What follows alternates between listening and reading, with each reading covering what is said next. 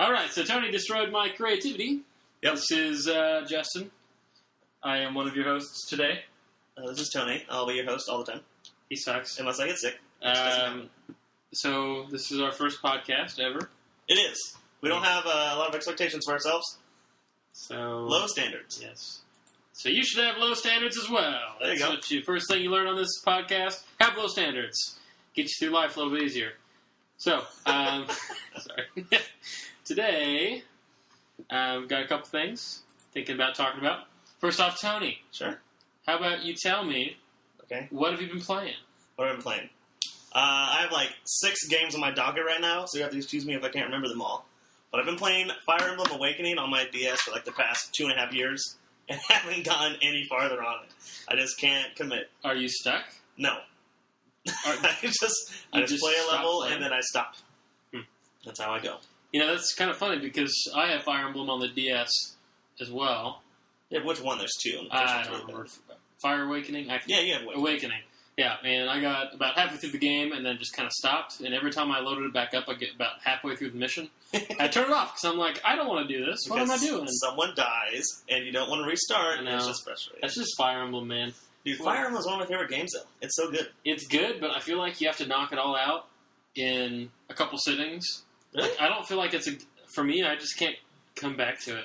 It's a really good travel game because the problem and the good thing about... They're the same thing. But the problem and the good thing about Fire Emblem is that you'll play, and then if a character dies in Fire Emblem, they're dead for the rest of the game. But once a character dies, you can reset the level. So you try to get through every level without anybody dying. But when someone dies, you're so heartbroken, you're like, no, I don't want this person to die, even if I never use them again. Mm-hmm. You restart the level. Yeah. Which is good for travel because I'll be playing it. If I'm playing it at home and someone dies, I'll get frustrated, I'll just turn it off and never return to it. But if I'm traveling and like I'm a passenger, You don't have any other choice. yeah, I'll play it and then I'll get frustrated and turn it off. And then 5 minutes later, I'm like, well, I'm tired of road signs, so I'm gonna try this Fire Emblem thing again. Yeah. Cool. And there's a new one coming out. Super excited for it. Actually, I thought it was coming out last month. Turns out it was just a Japanese release. So that's a little unfortunate. What's it called? I don't know. It has different names. I also don't speak Japanese. Oh, well. You need to work on that. I won't. Movies. You watching any movies recently? Comics? Reading comics? Oh, read comics. TV show, Netflix? What you watching? I am halfway through the first episode of The Walking Dead. Started that today. I saw that on Facebook, actually. I commented on your Facebook. I guess Netflix... I looked at it, and Netflix said it had 1 star. I'm like, that can't be true, because everyone I talk to loves it. And then I guess Netflix might have ratings catered to what you like and what you rate. Mm-hmm. Which doesn't make any sense. Yeah, it kind of like does a prediction of what they think you would like. Like they know you. Like they can look at your history and say, Tony, I know exactly what you want to see. They don't know me that well. I'm a mystery. You are a mystery. I'm a I have no idea. tall, dark stranger. Yes. But you're not dark. Tony's white, everyone, if you did not know. There you go. Spoiler alert. Spoiler alert, Tony's white. Yeah. Walking Dead's pretty good. I would recommend it. I don't want to ruin it for you, but it gets pretty intense. A lot of walking. There's some walking. Some running. There is some dead. Oh. There's a lot of these. Rick Grimes. Rick James. Lots of bullets and people dying. So, good luck on your journey through Walking Dead. It doesn't affect me at all. I just watch. Well, passive. You haven't. You don't know. You don't know what's going to affect you. That show's great. You're going to cry. I can't wait till we get on this podcast and you're going to be crying because what happened? Okay. I can't tell you any more than that. All right. I don't know if the TV shows ever make me cry. What? The first movie to ever make me cry was Marley and Me.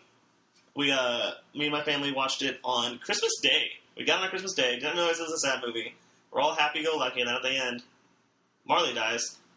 Also, spoiler alert. What? It's been like... You should have said that before. It's like a 10-year-old movie. I haven't seen it. Okay, well, you missed out. Okay, well... Makes you sad. The first movie I ever cried was, I believe, Castaway. Gosh. When Wilson gets floated off. Spoiler alert, Wilson dies. Man, Wilson was my favorite character. So, he had the best lines. I mean, he did have the best lines. He was lovable.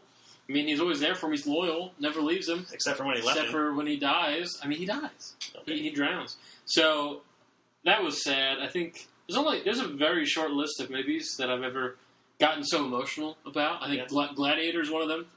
The end of Gladiator and the end of Saving Private Ryan. Seen it. Both those movies. I got wet. So just wet stuff. I got tears coming out of my face. Tom Hanks makes you emotional. Dude, Tom Hanks is a great actor. I saw Castaway in theaters, and there's 2 scenes in Castaway where one scene where he's trying to make a fire, and he's making a fire with 2 pieces of wood, and the wood slips, and he cuts his hand open. And then you see blood. I think you see blood. I've never kept my eyes open for that part in the movie, because when I was younger, it always made me afraid, so I always closed my eyes. And now that I'm older, I still can't watch it, for whatever reason. There's also a scene in The Cave where he performs dental surgery with an ice skate. With an ice skate. His molar. Yeah. And he knocks himself out, and there's blood there, and I can't watch it. And he wakes up like 20 years later. He has this big old beard. Yeah. It's like a Rip Van Winkle. It is. I think that's an interesting scene. I remember clutching my face or my mouth when that happened, and I felt the pain. You know, it's like when you're on TV, you're watching TV or YouTube or something, come across a guy getting hit in the nuts. You know how that feels. I'm aware. I was like sympathize. This happened to me. What? I watch YouTube. Yes. Okay. Cool. Thanks for Tom Hanks. He's a good guy. Thanks for T. Hanks. Yeah. Thanks. Yeah. So do you think when if he signs people's, if he just gives autographs, do you think he writes T. Hanks, or do you think he says in his head thanks and just puts a dot between the T and the H? That's a good idea. We should talk to him. When we meet him, we're gonna ask him. Okay, when we meet Tom Hanks, because we're gonna be famous. This is our road to fame and fortune. We're a little old. Fame and fortune. I don't expect either one of those things. Okay. Low expectations. You're already off your rock. I already went off. Our first point was have low standards, and I just rose my standards. My expectations a little bit too high. That's okay. See, the only thing I expect from this podcast, the only thing I want is for the one listener that we have to have one hearty chuckle every podcast. You're talking about me because I'm going to listen to this. Yeah, I'm going to listen to it, and I'm going to chuckle. Yeah, anyone. I just want. That's my goal. Just one hearty chuckle, and I want people to describe us as extremely unprofessional and mildly interesting. Yeah, that's all I care about. Yeah, we're not very interesting. All right. Yeah. So current games I'm playing. Thanks for asking, Tony. I wasn't done yet. I'm playing then keep going. I'm playing Skyrim right now. Okay. I'm playing Fallout New Vegas right now. 2 Bethesda games. Bethesda. Love Bethesda. Also playing Kingdom Hearts 2. Dude, solid choices. How do you have time for all this? I don't. I play one game at a time. I play one game for about 20 hours over the course of a couple weeks, and then I pick up something else. That's about it. I also stay up till like 3 o'clock in the morning because of work. Wow. Well, that's fun. Out of those 3 games you said, Fallout New Vegas, Skyrim, yep, and Kingdom Hearts 2, yep. Which would you say is your favorite? As of right now? As of right now. As of your current playthroughs. Probably almost all time would probably be Skyrim, just because Skyrim's so much fun. So Skyrim's your number 1, huh? Of the 3. I guess I would say all the time. Okay, what's your number 1 of all time? Dragon Quest VIII for the PS2. I feel like this is a conversation we're going to have, but I don't think it should be this first time. No, we're going to talk about best PS2 games next time. Okay. Cool. So, what are you playing, Justin? Oh, thanks for the question. Wow. Sure. You really care about me. It can be about you and me. It doesn't have to be just me. Okay. Well, I'm glad that at 8 minutes I'm also and 57 seconds, Hearthstone is fun. I like that. Good in-between game. So I'm holding right now a comb and a hanger. Don't know why. I'm playing with both of them. I'm combing my beard. Video game. Current games. Awful video game. I really like Rocket League. Oh yeah, I'm playing that PlayStation game. PlayStation Plus. PlayStation Plus. Ooh, a PlayStation Plus. PlayStation Plus. Game of the month. A lot of fun. It's not as fun as single player, but if you've got a couple of friends all playing at the same time, it is fun. I like to describe it to my friends as a Hot Wheels game with a rocket attached to your car trying to play soccer. Yep. So it's really just nuts. So if you haven't played it, I would suggest picking it up. Seems to be pretty popular right now. I was talking to one of our friends when we were playing it, and his brother's in the background. He's like, "Oh, let me play. I'm really good at soccer." It's like, it's not a soccer game. it doesn't transfer. There's no skills that can transfer into Rocket League. It's its own thing. I mean, you can bicycle hit it like you can in soccer. Yeah. Similar. I suppose. But you don't have legs. You don't have legs. You have to use a controller to figure that out. So it's a good time. Also playing through.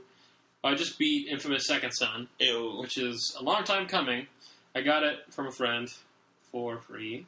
The third installment of the Infamous series. Yes. You know, Infamous is owned by DC now. What?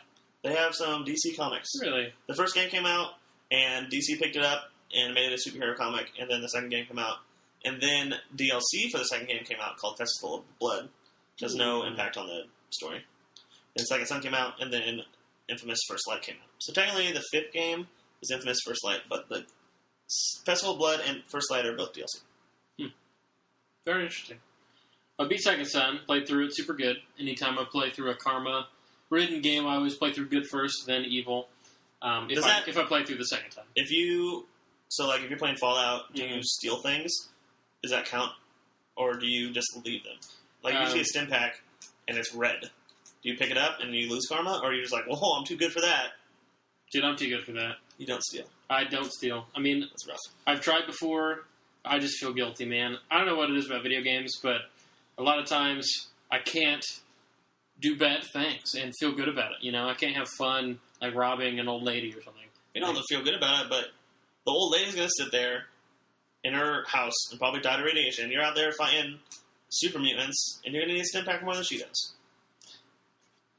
I just feel like it's not that big of a deal for one stim pack. You know, like I can always find stim packs. I don't know. There's just something about the karma, man. I got to keep good karma. Can't lose it. Not the first time through. Whatever. I feel like, and that makes the game so easy. Like when you play evil mode on like any of these karma games, it's like evil mode allows you to do basically whatever you want. You know, less rules. So yeah, I usually play through good, and so I did that on Infamous.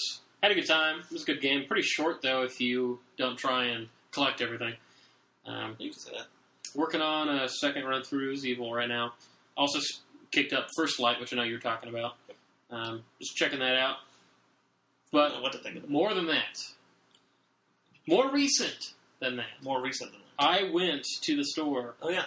I went to GameStop. I was there. Which I have mixed feelings about GameStop that we can talk about at a later date. But I used a coupon. Like you have a crush on GameStop? I don't want to talk about it. I don't have a crush. Why would I have a crush on GameStop? You like games? I like games. You like stopping? No. Okay. I won't stop. So I don't know what that was. I don't know what that was either. We're not professional. That's our theme song. All right. Well, The Witcher 3. Picked it up. Okay. Put it in my PS4. Oh. Got it updated. And installed? And haven't played it yet. So. What a tease. I know, right? So I don't know anything about it other than the game came with the soundtrack and a map and a little history book. Is there like a different... Like a CD for the soundtrack. Yeah, I was impressed. Good first impression for The Witcher 3. Are the Witchers known for a good soundtrack? I've never played a Witcher game. I tried the first Witcher on PC a long time ago. Couldn't really get into it because the controls were really complex, and I felt... I don't know, I had trouble engaging in the game just because I felt like I was clunky just because I didn't know how to use it. You know, I didn't know the little ins and outs. I probably gave it 2 or 3 hours, but there's just a lot to the game.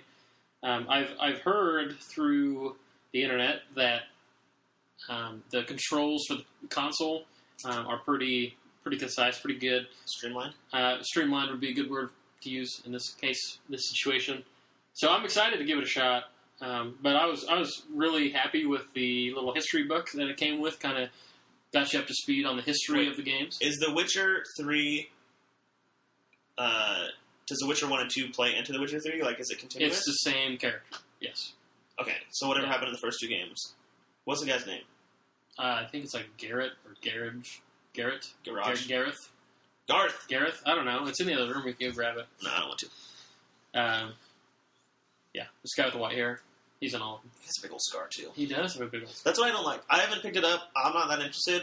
Mainly because you can't customize your character, which is ridiculous because you don't ever see your character in most of these games. And the horse's name is always Roach.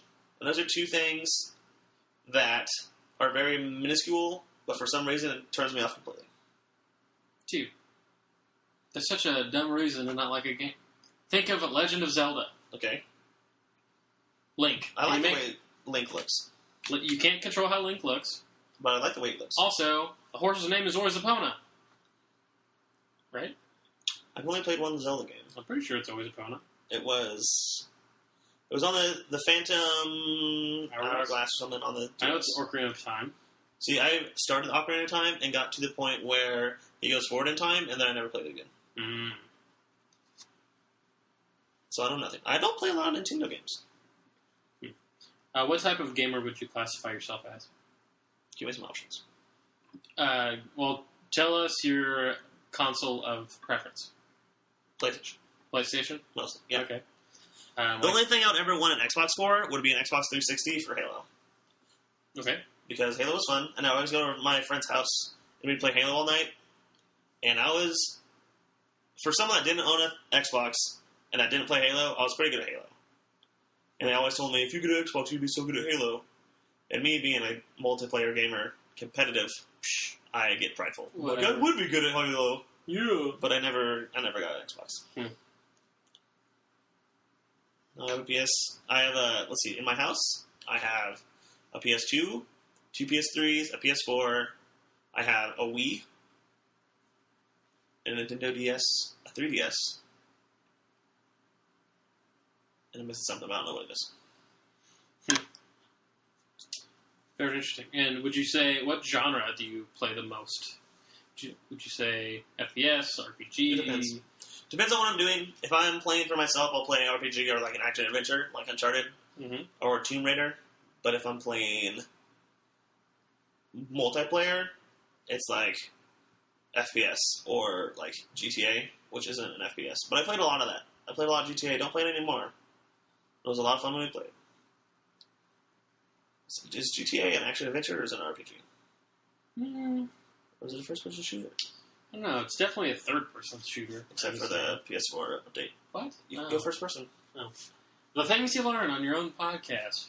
Yeah, you should have came prepared. I should have came prepared. You're right. I am unprepared. But what I am prepared for is... What else are you playing? Well, what else? I guess I was going to lead into something else. But we can keep talking about this. Hearthstone. A little bit. Not a lot. Just time to time on my phone. Tried Styx for a while. Ugh. Another PlayStation Plus game. Stick Master of Shadows? Master of Shadows. Yes. Or Disguise? Shadows. Shadows. Master of Disguise is a movie. Yes. With like a turtle. I'm going to be a Master of Disguise. Yeah, I got you. Oh, man, I love it. That movie's so bad, but I really enjoyed that movie. Is that Mike Myers? No. I don't think so. I don't know who it is. I can't remember that. Yeah. Anyways, tell me about Stick. So Styx is kind of like a sneak around game where you have to go through various levels, get to the end, get to the designated point. So it's linear. It's not very... I would say it's not linear, though, because the levels are very large and wide. There's a lot of different paths you can take. It doesn't force you into one lane, or it doesn't put you on rails ever. The only thing about it, though, is the combat is just not enjoyable. I would say it's a travesty. This is also the free game for PS4. This is one of the other ones. I just don't enjoy the combat. You know, you have to parry at the right time. Oh, yeah. You press square, and then you have like a couple seconds to hit square again to kill the guy. And some of the enemies have more armor than others, so it takes more parries to get to the point where you can kill them. And you die fairly quickly in the game. So it's really about the stealth aspect of it, which is all right. It's an all right feature. The mechanics of the sneaking isn't too bad. You're a goblin type thing.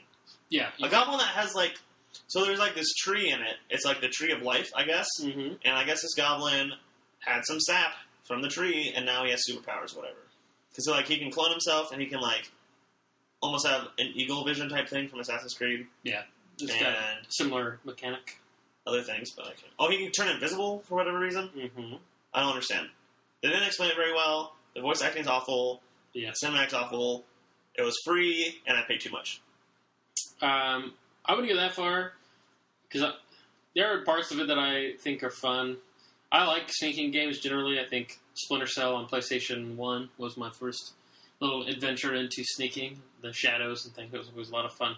So I enjoy that part of it, but it's just kind of, at this point, tedious with all the combat. I don't know. I haven't really enjoyed it so far, and I feel like they had a good opportunity to get me wrapped up in a world. You know? It almost, did it feel like a sequel to you? Like you started in the second? Yeah, it feels like you have to have played the first ones to understand what's going on. I didn't know there was a first one. Is there a first one? It feels like a sequel, but I don't know if there is a sequel. I assumed there was a first one. Maybe that's something I could look up. I don't know. Maybe not. It's not a big deal. Regardless, I say don't play it. I would say I would give it probably out of 5. Out of 100? So on a scale from 1 to 10, 8 being the highest. Okay. I would give it a 3. Yeah, I'd give it a 3. So if you're really bored and you got nothing else to play, it might be worth a shot. But I would suggest going and buying another game and not playing. I think it took longer to download than I actually spent playing it, and I already dislike it. Also, there was like the first, I don't know, it's a sneak game, but they can see you really easily, and they like one-hit you. I'm just like, this is awful.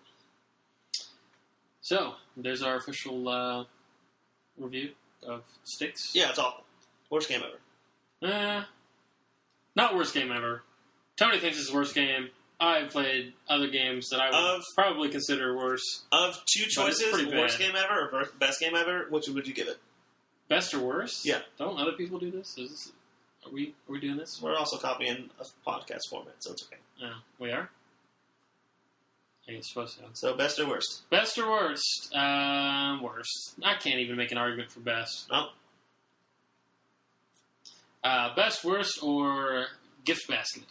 Gift basket means that you'd give it as a gift. I don't want to wish that evil on upon anybody. You give it as a prank gift. No. Okay. I'm just trying to differentiate what we're doing. All right. So that's my games. I would say that I've been playing mostly. A little bit before, a couple weeks ago, I was playing Tropico. If you don't, I'm a PC gamer as well as a Sony PlayStation gamer. I would say currently those are the two platforms I usually play on. I have a 3DS, played a little bit, but I haven't been wrapped up in a handheld game in a long time. So I played Tropico. I like simulation games, city building. Tropico is fun. What is Tropico? Tropico is basically you're a dictator of a small island in the Caribbean, kind of like Cuba, and you get to decide all of the policies, and it's kind of comedic. It's kind of like SimCity, but it has like some humor to it. You know, and you can be a socialist like dictator. You can be like a tourist trap. You can do like capitalism, like an actual trap, like you put like spikes in the bottom of holes and people walk into it. You know, you can like take them into prison and never let them out again. Do you have like traps in the forest? No, I don't. So like they walk in the forest and they like a rope springs around their foot and then they get pulled up into a tree. Yeah, no. So not really a tourist trap. Not a tourist attraction. It would be an attraction, but it's like crappy. Well, I mean, you can make it nice. I guess you can make it nice as well. It's a fun game. I like some games, so I've enjoyed it. I think I put probably 16 hours, I think is what Steam said. So those are the games. Movies, haven't really gone to see much recently. Let me think. I went to see Avengers 2. I thought it was alright. It's alright? Yeah, I mean, it was good. It was good. It's such a bland word. It was enjoyable, I would say. I wouldn't put it up there. I think the first Avengers movie was better. I had a greater impact on me. I thought it was so much cooler. Maybe it was just because it was the first time they're together. But I like the first one a little bit better. So I would say it's worth watching, you know. But, speaking of Avengers 2, I was reading this other post the other day, a fan theory, about how in Marvel Civil War, in the comics, like Spider-Man has this really integral part. So in Civil War, there's two factions. There's Tony Stark's side and there's Captain America's side. Right. And the government's trying to impose a law that all superheroes and supervillains need to register their full names and everything. So it's like The Incredibles. Yeah, I guess. And then Tony Stark's like, yeah, we should do that because It makes a lot of sense. And Captain America's like, well, that's not very free. I'm a Boy Scout. I love America. I'm for freedom. So they butt heads a little bit. And Spider-Man comes out, and he's like, hey, yo, I'm Peter Parker. He has a New York accent. Mm. And then... I could tell. And then people go after... I mean, Spider-Man has some pretty bad villains. And all of them go after Aunt May, and I think she almost dies. And Gwen Stacy and Mary Jane and all these people. All this stuff happens. And Peter Parker's like, oh, I made a big mistake. I'm going to go join Captain America's team. And then they have this big fight. So Iron Man has been capturing Captain America's like team, like his team of superheroes, Mm-hmm. and putting them in a universal prison out in a different galaxy. So Captain America uses his team and their intergalactic travel pals to go to the prison, free everybody, and while they're at the prison, Giant Man gets killed by someone on Iron Man's team. So Giant Man is on Captain America's team. So I think... Giant Man. Yeah. Does he just become giant? Yeah, he's huge. I really don't know much about him. No, he's huge. But he gets killed by Beta Ray Thor, who is mechanical Thor. No, it's not Beta Ray Thor. I think it's just a robotic Thor that holds the hammer. So the Thor kind of malfunctions, kills Giant Man. Everyone's like, oh my gosh, I can't believe this happened. We've died fighting each other. So they kind of part ways. And then there's another fight later where Captain America is one punch away from killing Tony Stark. And then people are like, hey, look at what you're doing. Don't kill him. And Captain America's like, oh, I guess I won't kill Tony Stark. But it does prove that Captain America's better than Tony Stark. Why do you think Tony Stark would have taken that punch? Oh, he was out for the count. No, I'm saying like flip the positions. Tony Stark is one punch away from killing Captain America. Do you think? No, Tony I'm would saying kill in Captain a fight, Captain America would beat Iron Man because he did. See, I don't know. What do you mean you don't know? It's canon. Anyway, so Spider-Man... Don't talk about canon. So Spider-Man is like, okay, I'm Peter Parker, and then he regrets it. And in the Avengers 2, there's a fan theory that Hawkeye was going to be Spider-Man for Civil War because Sony and Disney didn't have the agreement that Spider-Man could be in it.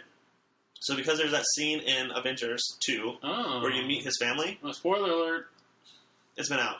If you haven't seen it, I don't feel bad for you. Anyway, and it's not a spoiler alert. You see his family, you see Hawkeye's family, and he's this big family man. He's like, well, I gotta go protect them because they need me. And everybody in the audience is like, they don't need you. You don't do anything. Because that's what everybody thinks about Hawkeye. But he's there, and he's fighting, he's doing a good job. Okay. And then, I guess, like, Marvel and Sony got the agreement that Spider-Man could be in Civil War. But I was thinking that they were leading up to Hawkeye being the pivotal role of him saying, oh, I'm this guy, I'm also Hawkeye. Like, for him being the switch. Because Spider-Man has a big role in Civil War. But they're going to switch it to Hawkeye. Anyway, I can talk about that more later, because I have the comics and I can refresh myself. That is an interesting theory. I think we'll stay on top of that as that gets closer, Civil War. Civil War's going to be awesome. I'm excited. I've got some expectations for it. The Winter Soldier was awesome. I enjoyed that one. A lot of people put that really high up on their list. I saw a list... I think last week that had it as the #1 Marvel movie, which I thought was ridiculous. I would say it's probably in the top 10, but I wouldn't... Top 10? There's only about 10. I suppose. I guess I put the top 5. What would be your top 3? Top 3, good question. #1, not even a hard choice, would be Guardians of the Galaxy. #2 would probably be the first Iron Man. And then third would be the Avengers. The first Avengers is what I would say. Those would be my top 3. Interesting. Just based off entertainment, you know. I really don't expect a lot of drama or, like, acting matters a little bit, but I don't go into a Marvel movie looking for, like, a Tony's award or academic awards. I don't look for that type, you know, like super great. I kind of go in expecting some good action scenes, you know, entertainment. You know, my favorite heroes fighting the bad guys, winning the day. So I guess that's why those 3 are my favorite. You know, Guardians of the Galaxy just was hilarious. Action scenes were great. I've only seen that once. Character development happens. I really care about character development too. In most movies, that's why I really like Christopher Nolan a lot. Which that's a whole other debate. Question, not debate. that we can talk about at a later date. Also superhero. Yes. Batman. Batman? What's the best Batman movie? The Dark Knight? The Dark Knight. I would, yeah. You can't say Batman Begins, and nothing happens in that one. And The Dark Knight Rises, you can't understand the villain. Oh, Bane. Who was it? Tom Hardy? It was Tom Hardy. He got ripped for that. Yeah, He's he did. huge. He did. And then he played in Mad Max, and he says like 3 lines in the entire movie. So, Oh, a lot of people say Mad Max is like the best action movie of 2015, and I was like, it was alright. I enjoyed it. I saw it way too many times, though. I saw it once, and it was just a car chase, which is fine. I don't know. It was alright. I would pay like not a movie theater to see it, but I would pay like, if Blockbuster was still around, I'd pay like $5 to watch it. I don't know. I feel like the experience is better on the big screen. Especially with all the explosions. Special effects were just beautiful. The practical. They did it. Yeah, they did it practical. So it's not CGI. There is some CGI in it, and you can tell when it happens, but the vast majority is live action. I love it. I think my favorite part about the whole movie is the guitarist. Yeah. The guitarist on the Dude, car. he's like thrashing all the time. And I read it's a real guitar that really shoots flames. Dude. Like it's a 150-pound guitar, and it's the he's the guitarist for some Australian band. Because they shot it in Australia, and Tom Hardy's Australian? Maybe not. I'm not sure. But Mel Gibson was Australian. Yes. Maybe. Russell Crowe is Australian. Mel Gibson is Australian. Okay. Anyway, it's been planned for a long time. It's like a 10-year plan to get this movie out. To get, what is it called? I already forgot. Mad Max? Mad Max Fury Road. Fury Road! Yeah. It is full of anger. So, earlier this week, Tony and I, we had... Well, today's Tuesday, so yesterday... Yeah, it's been a long day. Yesterday, Tony and I had a discussion, a debate. Not a debate. I was just talking, and you were talking. I mean, we discussed it. There weren't sides.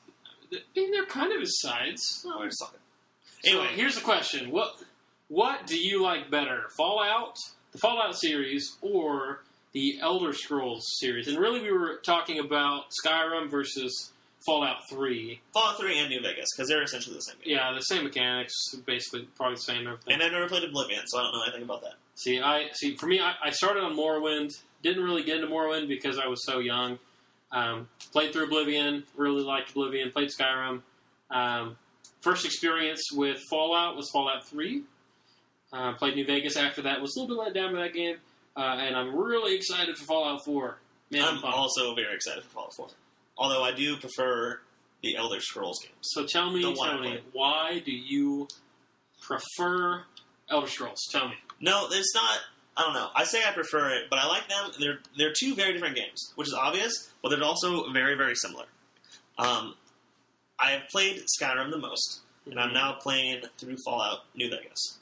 And after playing Skyrim all the way through multiple times, I put a lot of hours into it. I have a lot of experience with it. When I go to Fallout, I feel like there are some mechanics that Fallout is missing that Skyrim has perfected.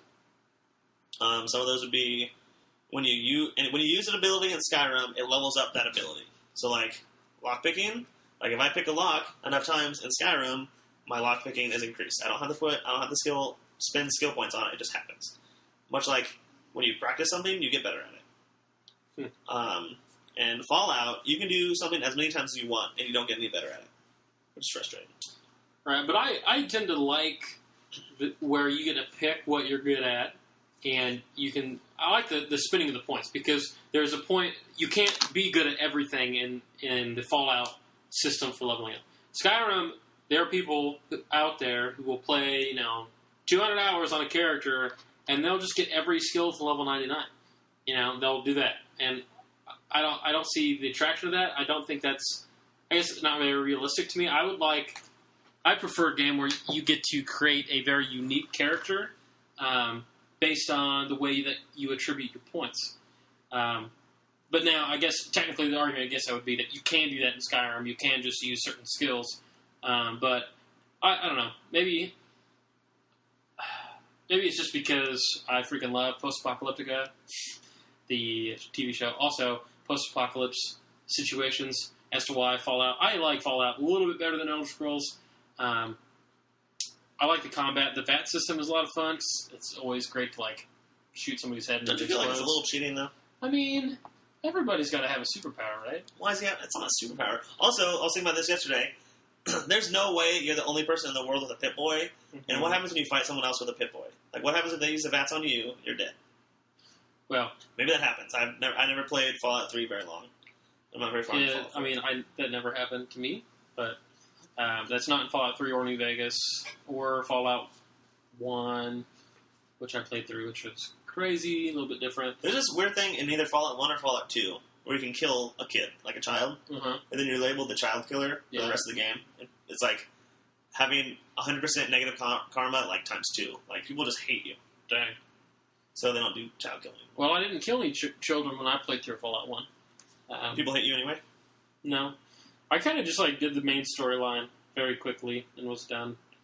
It's a little bit different. It's hard to go backwards in generations of games, you know. Yeah. Like, when you hop on board and you go forward, like, it makes sense, right? And you can appreciate the old game. But it's hard, man, to go to the poor, I mean, it's 2D, click and go places. Yeah, I don't play computer games. It all seems lame. Watch it. Click and go. You are treading on thin ice, Tony. PC gaming is the master race. I'm sorry. Also, in Skyrim, another point. Yes, back to that. If there's a lock, there's like 5 different levels of locks like that are difficult to pick. So it's like very easy, hard, super hard, or expert, or something like that, or master, whatever. And you can always pick a lock, no matter what level it is. It's just harder to pick that lock. And Fallout, even though I have a lock-picking kit, I can't do anything higher than my skill level. Like, I can't even try to do it, which is frustrating. Like, in Fallout 4, I really wish to take all the best things from Skyrim and all the best things from Fallout and just kind of merge them together. I also think that there is a big following of Skyrim that might have been bigger than Fallout and New Vegas combined. So when these people find out that Fallout is made by Bethesda, the same people that did Skyrim, they're going to be like, oh, this is going to be a lot like Skyrim. Which it's not going to be. Well, there's going to be a lot of new fans to Fallout 4 that haven't played the Fallout series before. And I think Bethesda knows this and is going to cater towards that. So here's me hoping that I can lockpick whatever the heck I want. Whenever the heck I want in Fallout 4. We'll see what happens. You know, I've got high expectations for it. I think going back in the timeline to the actual bombs being dropped is going to be exciting. I think Boston's going to be a good setting. Yeah, I've got high expectations for it. You know, I love the Fallout series. The city builder, I guess the community thing you can build. Mm-hmm. That just, man, I can see myself wasting hours and hours just like building that up and like getting the resources for the town, and like doing that type of stuff. It's gonna be great. What about that appeals to you? Because it just looks like a boring side quest to me. A boring side quest? Yeah. Building up a town. Have you played SimCity? Like, no. it probably goes back to me for that love of like simulation stuff, simulation games. I just enjoy building things up and getting to watch my efforts become something more. And I think it'd be fun, you know, to defend a town, build it up, get people in it, level it up, and be able to have this resource generating place. I guess it'd be cool, but I'll be afraid of like if my town's on the south side of Boston mm-hmm. and I'm on the north side of Boston, and I get like a phone call, mm-hmm. and it's like, "Hey, your town's under attack." I'm like 2 hours away. I can't do anything. Dude, fast travel. Yeah, but in the Skyrim games and the Bethesda games, what I really like is fast travel because you get there immediately, but it takes the amount of time it would take to get there. Yeah, I don't know how that's going to work out. I mean, you can set up turrets in this shelter, but right, and I know you can like. I'm assuming you can like hire guards and like have like a sheriff and do whatever you need to do, but I don't know. That's a good point. In Fallout, I'm sure there's got to be some sort of mechanic in place for you to be able to like defend your town if it's being raided. I mean, yeah, you can have like turrets and set up stuff and like stuff like that. I almost equate it. What I've seen, I almost equate it to like in Minecraft with redstone. Like you have to do all the circuitry work yourself. Mm. But what I also seen on the Fallout 4 trailer is like there's a lot of gunplay, which, from my recollection, you don't use a lot of guns in the Fallout series because there's not a lot of bullets. But now that I'm playing through New Vegas, I find That's bullets not true. all the time. I was going to say, I think I've only made one character in any Fallout game who's been a melee-centered character. Just about every single one of my characters that I've ever used has always been some sort of ranged character. So sometimes I do energy weapons, sometimes I do, small guns, small rifles and things. Sometimes I do big guns, heavy guns. So I think the lack of ammo happens like at the beginning of the game. I think there's a time. I think for the first couple hours of Fallout games, usually I'm really conservative on my ammo usage, but then it gets to a point where I end up like maxing out my ammo and then just storing it. So Really? yeah, I mean I think a lot of it too is like when you only have one gun, you can only use one ammo type, and so when you're able to use multiple guns with different types of ammo, you can use one until you're almost out, then switch over to something else that you have a ton of ammo for, then switch over to the next one once you're out. And then by the time you get back to, let's say laser rifles, you've got all your energy packs back. That's generally how I've noticed. That's how I'm playing it right now. I'm really enjoying that because I would have really liked, I guess almost like The Last of Us, where ammo, you don't get that much ammo. That's kind of what I remembered. That's what I remembered incorrectly from Fallout, where you have to scavenge for ammo. In Fallout, I find ammo all the time and I steal it. I also steal it. I don't know how you get all your ammo without stealing it, but You can just find it and stuff. I mean, there's like you would be exploring around and then find a shelf and there's ammo on it, or you yeah. Normally the shelf is like you can steal this ammo. Also, how Not much always. negative karma do you get for stealing? Because I steal things consistently. Well, if I see something that I want, it's mine. I don't care who sees me. Oh, I'm not going to be seen. I'm going to crouch and be hidden, and then I'm going to take it. So I'm going to go talk to the owner and be like, "Hey, I just saved your butt. Give me some caps." And he'll be like, "Okay, here's some caps. By the way, I stole all your ammo." I don't know, man. I really haven't had trouble finding ammo playing through good karma no stealing. So maybe that's just one of those things. I don't have a lot of experience with the Fallout games. I played 3. I started a new character on 3, 4 or 5 times. The farthest I ever got south was to Rivet City, and I never found my way in. I just stopped playing there. Did you ever do any of the expansions? You had a Game of the Year edition, and I played it, and there's a mission where you go up to, like, Alaska. Mm-hmm. I did that. And I got to, Operation like, Anchorage. Sure. I got to level 20, and then I felt really overpowered for the rest of the game, and I felt cheap. Yeah. Well, the expansions in that game, I thought were a lot of fun, especially the expansion to the main storyline.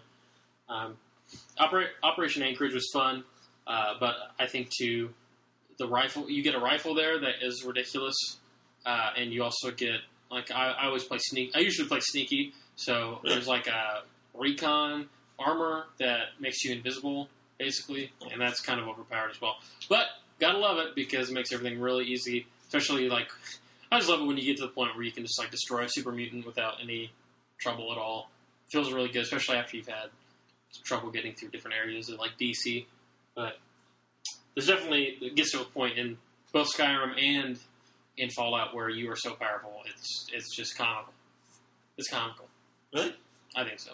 Morrowind was hilarious because, like you said, the skills of just using it, we used to just put down the space bar and just keep jumping, and we would jump all the time, get our acrobatic skill up, and in that game, you would jump higher based on your acrobatic skill, and if there was a way that you could get your jump so high that you would jump across the map, but you would die. Oh. Because you would jump so high. There was, in the Elder Scrolls game, or in any RPG, if there's a way to jump, I am no longer walking, I am jumping everywhere. Because it takes a long time to go from place to place. I need something to do with my fingers, so I just jump and jump and jump. And I guess an acrobatics skill would be cool, but I don't need it. I'll jump anyway. Well, it's been some time. It's been some time. I think we're gonna wrap this up. We have a lot more stuff on our list to talk about, but we can always just push that on next week or cut it out. So this has been. Hold on. Let's talk about. Uh-oh. You just started a new game last night that I recommend, that you borrowed from me, and that I recommended to you. Oh, okay. Let's talk about that, and then next time we talk, you'll have more experience. So I've got two roommates who both are, I wouldn't consider gamers. I don't think they're against gaming. So they do play games from time to time, but they're they don't play all the time. So I was really thinking, what's a game that we could all play together in the living room and just do it together? It'd be fun. You know? By play together, you mean cooperatively, or just you play and they watch? I was thinking cooperatively, but it ends up that the game that we tried is single player, and people just more like talked about the decisions being made, which was Heavy Rain. So PlayStation 3 game. Heavy Rain's so good. Heavy Rain. We started last night. Kind of weird at first. You're like a dad. He's like smiling all the time.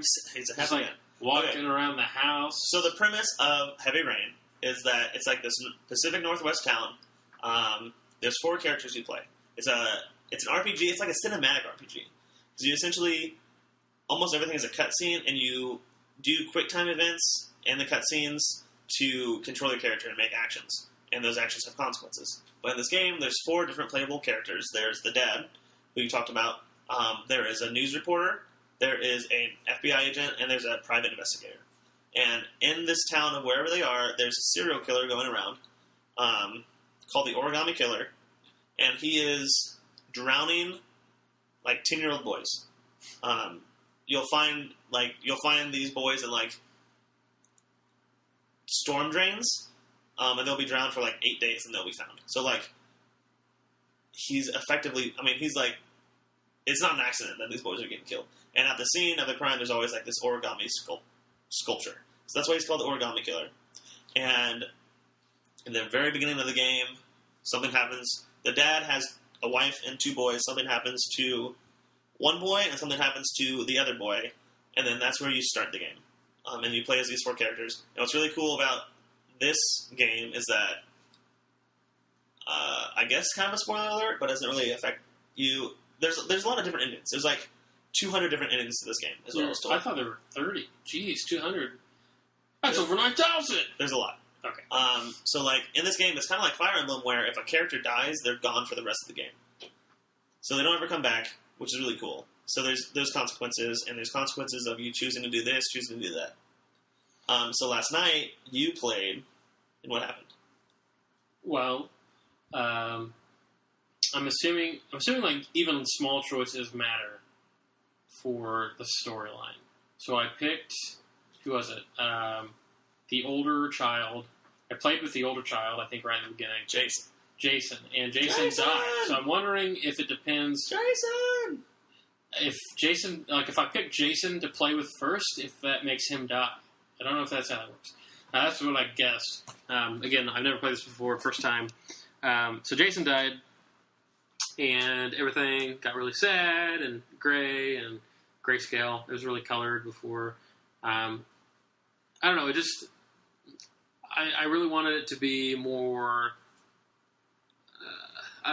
Morally, like I wanted more choices in the beginning, especially because I'm kind of bored of it right now. That are high intensity. You know, like there's one scene with the PI, private investigator dude. Stacy, that's his name. Stacy. I like that scene where you have to choose if you're going to help defend the prostitute chick that you Yeah, you go into this hotel because you have a lead on the Origami Killer. Right. And you talk to this, it's a prostitute, and her son has been killed by the Origami Killer. Right. So she's already talked to the police, but the private investigator goes, like, hey, let's go over this again, just let me know. And this was like years in the past, so she's done talking about it. She's still whoring around. Mm-hmm. Some random douchebag shows up. Yeah, so you leave as a private investigator. Right. This big old, burly, Vin Diesel-looking guy comes in. Yeah. And starts roughing her around, because that's what happens and in this situation. You're like walking in the hallway, you hear her screaming, you have to make a decision whether or not to go back to the room. Yeah, so you can. So, well, of course, she didn't treat you very nice. So you can either leave and let happen to her whatever happens, or you can go back and talk to the guy.